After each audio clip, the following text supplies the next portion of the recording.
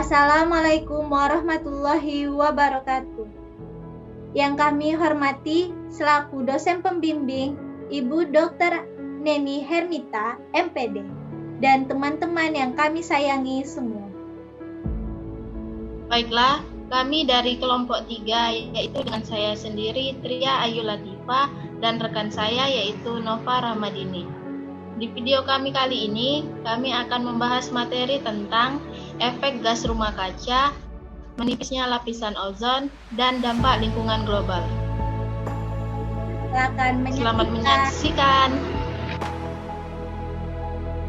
Baik, di sini saya akan menjelaskan materi efek rumah kaca.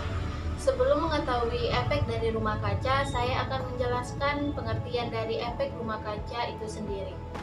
Efek rumah kaca adalah proses meningkatnya suhu rata-rata permukaan bumi karena lapisan atmosfer bumi yang kian menipis bahkan bocor. Hal ini menjadikan cuaca di bumi makin panas karena sinar matahari tidak lagi terhalang oleh lapisan atmosfer. Penyebab efek rumah kaca.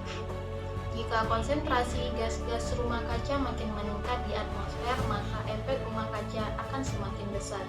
Yang pertama yaitu adanya penebangan liar dan pembakaran hutan. Keberadaan tumbuhan sangat bermanfaat tentunya bagi manusia. Selain sebagai sumber makanan, tumbuhan bisa juga digunakan sebagai media untuk mengurangi efek rumah kaca karena melakukan fotosintesis, tumbuhan membutuhkan karbon dioksida dan uap air. Yang kedua yaitu adanya penggunaan bahan bakar fosil secara berlebihan. Penggunaan bahan bakar fosil seperti minyak bumi dan batu bara yang terlalu berlebihan tak hanya berdampak buruk bagi pada kualitas udara, tetapi juga dapat meningkatkan konsentrasi gas rumah kaca di atmosfer. Yang ketiga yaitu adanya pencemaran laut. Laut dapat menyerap karbon dioksida dalam jumlah yang besar, akan tetapi akibat pencemaran laut oleh limbah industri dan sampah, laut menjadi tercemar sehingga banyak ekosistem di dalamnya yang musnah, yang menyebabkan laut tidak dapat menyerap karbon dioksida lagi. Yang keempat yaitu industri pertanian. Penggunaan pupuk non-organik untuk meningkatkan hasil pertanian ternyata membawa dampak buruk bagi lingkungan. Penggunaan pupuk tersebut bisa menghasilkan gas rumah kaca seperti nitrous oksida yang nantinya dilepaskan ke udara. Yang kelima yaitu limbah rumah tangga. Limbah rumah tangga jika dibiarkan akan menghasilkan gas metana dan karbon dioksida yang dihasilkan dari bakteri-bakteri pengurai sampah.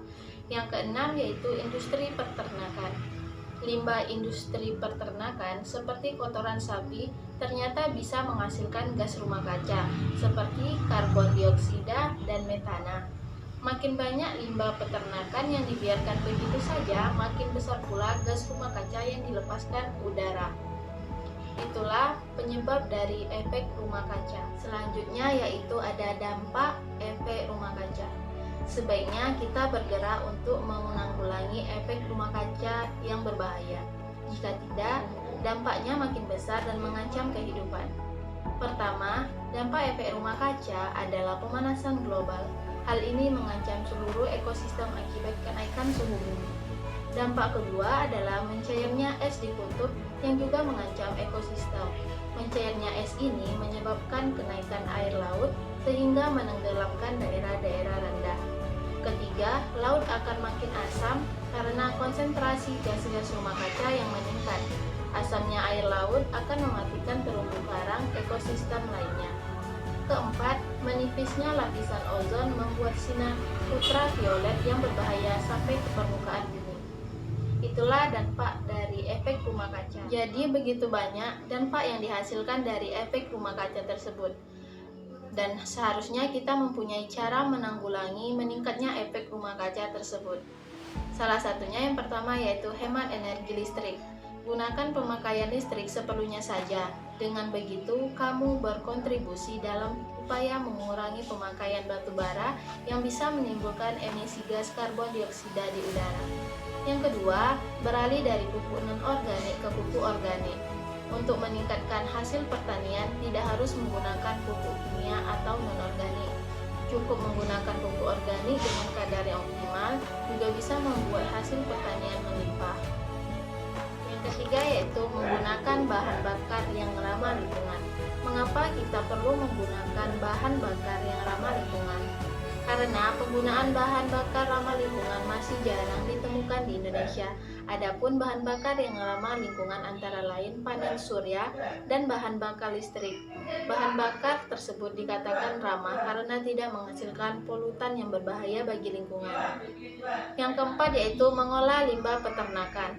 Limbah merupakan satu di antara penyumbang gas rumah kaca, terlebih limbah peternakan. Untuk mengurangi emisi karbon dioksida maupun metana, limbah bisa diolah menjadi biogas. Biogas ini bisa dimanfaatkan sebagai sumber energi alternatif pengganti bahan bakar fosil. Yang kelima yaitu menggalakkan reboisasi. Penanaman hutan kembali yang telah ditebang merupakan satu di antara solusi untuk mengatasi emisi gas rumah kaca di udara. Seperti yang kita ketahui, tumbuhan akan menyerap karbon dioksida dan uap air sebagai bahan baku fotosintesis. Yang terakhir yaitu batasi penggunaan plastik.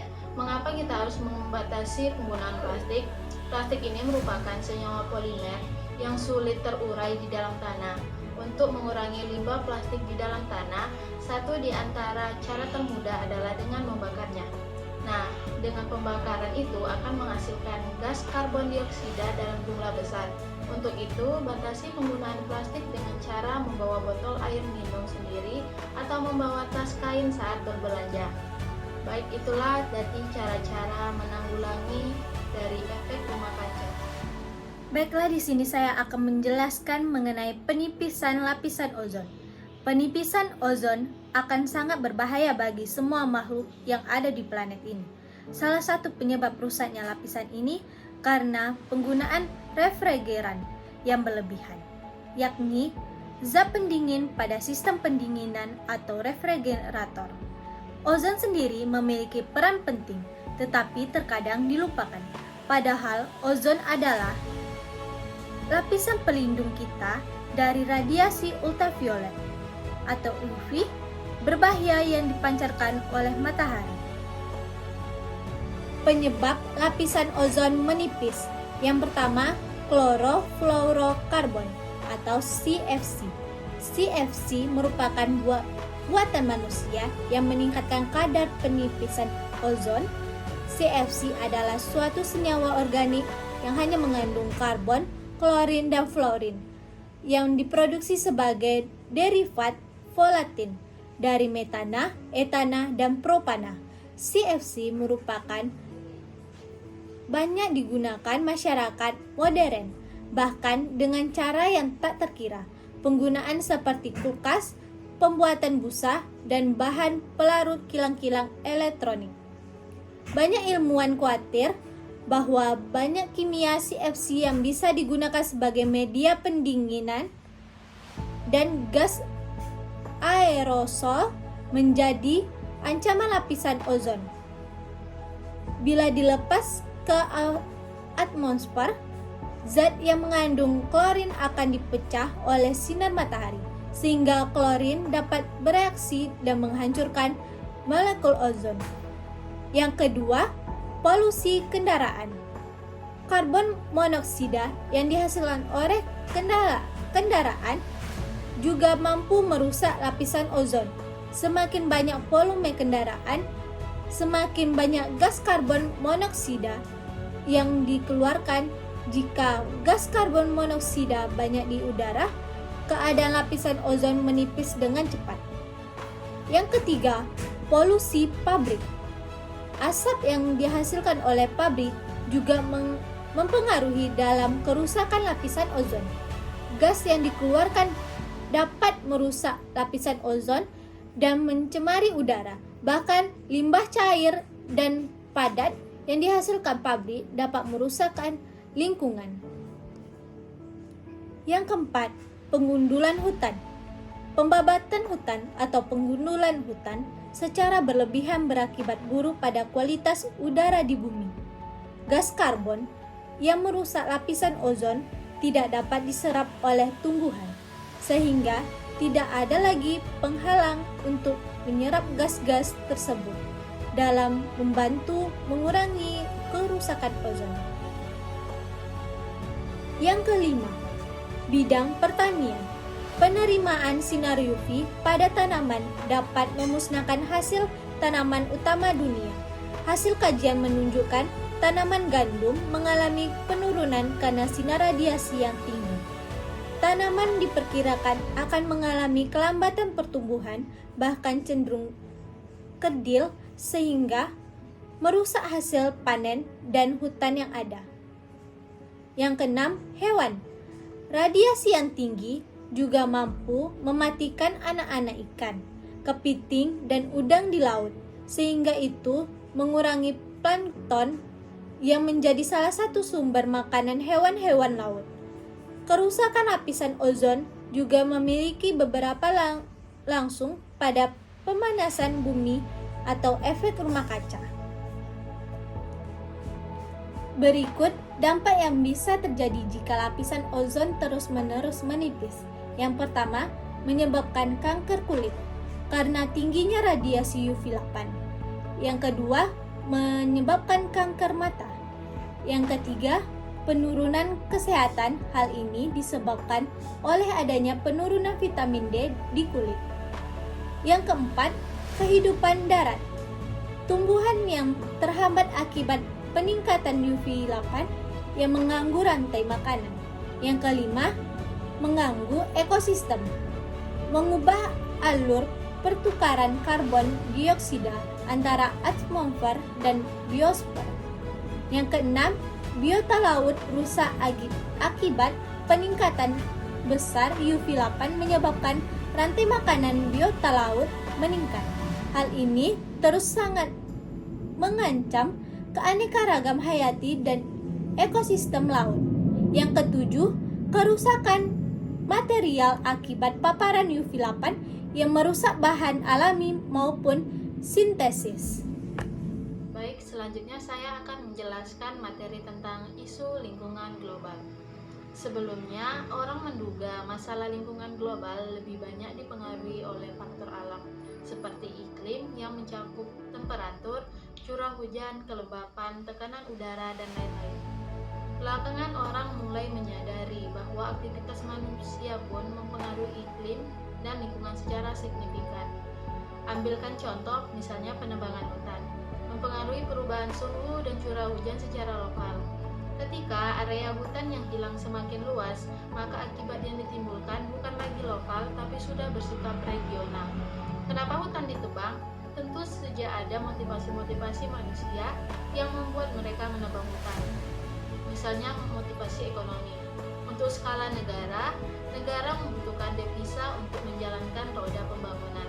Karena industri negara belum mapan dan kuat, maka yang bisa diekspor untuk menambah devisa adalah menjual kayu. Coba kita perhatikan contoh dari kebutuhan lahan urban dan lahan pertanian. Penemuan kebutuhan ini akan meminta konversi lahan hutan. Semakin lama daerah-daerah resapan air semakin berkurang. Akibatnya terjadi krisis air tanah. Di sisi lain, di beberapa kawasan berkemiringan cukup tajam menjadi rawan longsor karena pepohonan yang tadinya menyangga sistem kekuatan tanah semakin berkurang. Sekarang kita beralih ke masalah eksploitasi energi. Saat ini Indonesia misalnya masih sangat bergantung pada sumber energi minyak bumi. Ini yang menjelaskan betapa hebohnya pemerintah dan masyarakat akibat masalah minyak. Pemerintah bingung menutupi anggaran belanja negara. Karena besarnya pengeluaran untuk impor minyak, masyarakat bingung sebab kenaikan harga minyak memiliki efek berantai pada kenaikan harga barang-barang di lapangan. Contoh penyebab dan dampak lingkungan global.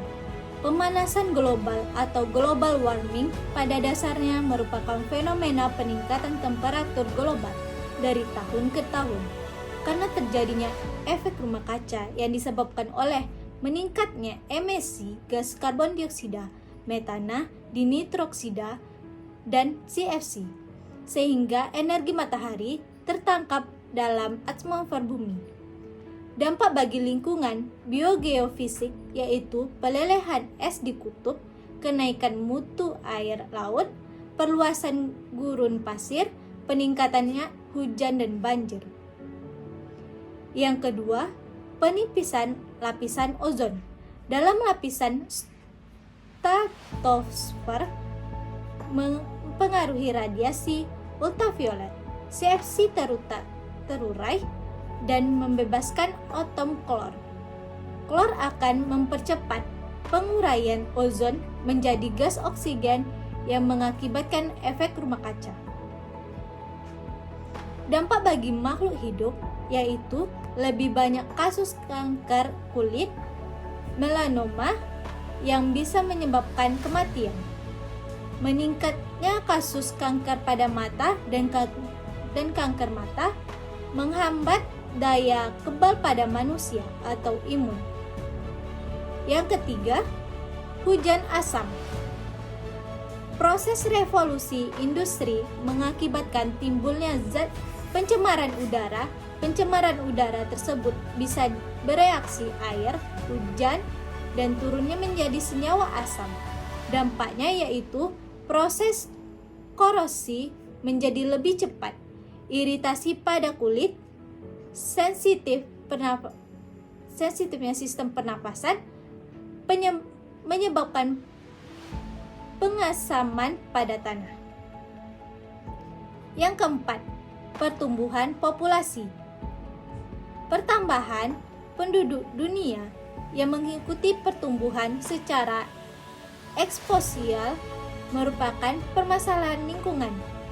Dampaknya yaitu terjadinya pertumbuhan penduduk akan menyebabkan meningkatnya kebutuhan sumber daya alam dan ruang. Yang kelima, desertifikasi merupakan pengguguran menurunkan kemampuan daratan. Pada proses desertifikasi terjadi proses pengurangan produktivitas yang secara bertahap dan penipisan lahan bagian atas karena aktivitas manusia dan iklim yang bervariasi seperti kekeringan dan banjir. Dampaknya yaitu menyebabkan semakin meningkatnya lahan kritis di muka bumi sehingga penangkap CO2 menjadi semakin berkurang. Yang keenam, penurunan keanekaragaman hayati adalah keanekaragaman jenis spesies makhluk hidup. Tidak hanya mewakili jumlah atau spesies di suatu wilayah, meliputi keunikan spesies, gen, serta ekosistem yang merupakan sumber daya alam yang dapat berpengaruh. Dampaknya yaitu karena keanekaragaman hayati ini memiliki potensi yang besar bagi manusia, baik dalam kesehatan, pangan maupun ekonomi. Yang ketujuh, pencemaran limbah B3, bahan berbahaya dan beracun. Bahan yang diidentifikasi memiliki bahan kimia satu atau lebih dari karakteristik mudah meledak, mudah terbakar, bersifat reaktif, beracun, menyebabkan infeksi, bersifat korosif. Dampaknya yaitu dulunya hanya bersifat lokal, namun sekarang antar negara pun melakukan proses pertukaran dan limbahnya dibuang di laut lepas. Dan jika itu semua terjadi, maka limbah bahan berbahaya dan beracun dapat bersifat akut sampai kematian makhluk hidup. Sekian video penjelasan dari kami, semoga bermanfaat bagi teman-teman semua. Mohon maaf bila ada salah kata. Saya Nova Ramadini. Saya Tria Ayu Latifah. Wassalamualaikum warahmatullahi wabarakatuh. Thank you for Thanks for watching.